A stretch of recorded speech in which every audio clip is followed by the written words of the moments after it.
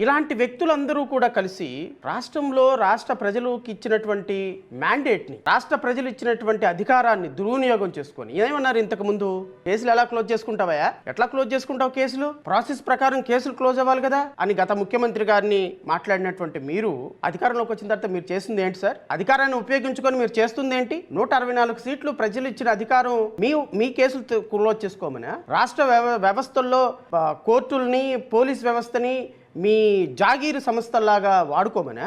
నేను అడుగుతున్నా ముఖ్యమంత్రి చంద్రబాబు నాయుడు గారిని, ఈ దేశంలో అత్యంత సీనియర్ పొలిటీషియన్, 14 సంవత్సరాలు ఒక సీనియర్ పొలిటీషియన్గా 14 సంవత్సరాలు ముఖ్యమంత్రిగా పనిచేసిన మీరు ఈరోజు మీ ఈ కేసుల్ని ఇష్టం వచ్చినట్టు క్లోజ్ చేసుకుంటా ఈరోజు వ్యవస్థల మొత్తాన్ని మీ బానిసల్లాగా వాడుకుంటూ రాష్ట్ర ప్రజలకు ఏం సందేశం ఇస్తున్నారు? దీనికి మీరు ఖచ్చితంగా స్పష్టంగా సూటిగా సమాధానాలు చెప్పాలి. ఏదైనా ఒక కేసులకు సంబంధించి చర్చ జరుగుతుంది అంటే దాన్ని తీసుకొని వెళ్ళిపోయి మీరు కూడా బీజేపీ లాగా మతానికి అడ్డం పెడతారు. ఈ రోజు రాష్ట్రంలో డెవలప్మెంట్ జరగకుండా, ఈ రాష్ట్రంలో డెవలప్మెంట్ మీద డిస్కషన్ జరగకుండా, ఈ రోజు రాష్ట్రంలో వ్యవస్థల మీద డిస్కషన్ జరగకుండా, ఈరోజు రాష్ట్రంలో ఎంప్లాయ్మెంట్ జనరేషన్ మీద డిస్కషన్ జరగకుండా, ఈరోజు రాష్ట్రంలో కంపెనీలు వచ్చే విధానం మీద డిస్కషన్ జరగకుండా, ఈరోజు రాష్ట్రంలో సూపర్ 6 అమలు గురించి డిస్కషన్ జరగకుండా మీరేం చేశారు?